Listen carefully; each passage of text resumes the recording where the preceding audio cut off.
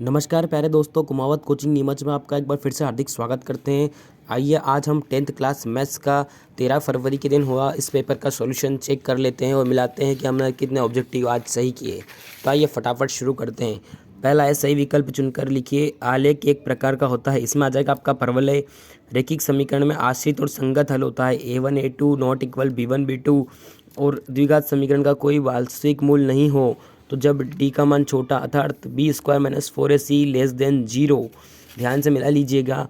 और 11वां पद पूछा था 22 आ जाएगा आपका। यूनानी गणितज्ञ थेल्स का समयकाल 640 से 546 था और P और 3 और 2 -2 3 के बीच की दूरी 7.07 के लगभग होती है। अब हम पढ़ाते हैं आगे की ओर पलटाते हुए देखते हैं कि रिक्त स्थानों की पूर्ति कीजिए। यहाँ पहले में अपरिमेय, दूसरे में बहुपद की घात कहलाती है। अगले में सूत्र देख लीजिए आप x = -b √b² - 4ac/2a। फिर इसकी संख्या पदों की 35 थी। समबाहु त्रिभुज होते हैं समरूप और उसमें त्रिज्यखंड का क्षेत्रफल का सूत्र आपको चाप की लंबाई का सूत्र पूछा था 2πr(θ/360। यह सूत्र आपको मैचअप में भी दिया था, आप वहाँ से भी देखकर यहाँ लिख सकते थे। चलिए आगे बढ़ते हैं। सत्य असत्य की पूर्ति। पहला आपका हो जाएगा तिर्यक छेदी रेखा को कहते हैं असत्य। इस निश्चित की घटना की एक होती है सत्य। गोले का अर्धगोले का आयतन असत्य। त्रिकोणमिति में वस्तु यह सत्य हो जाएगा।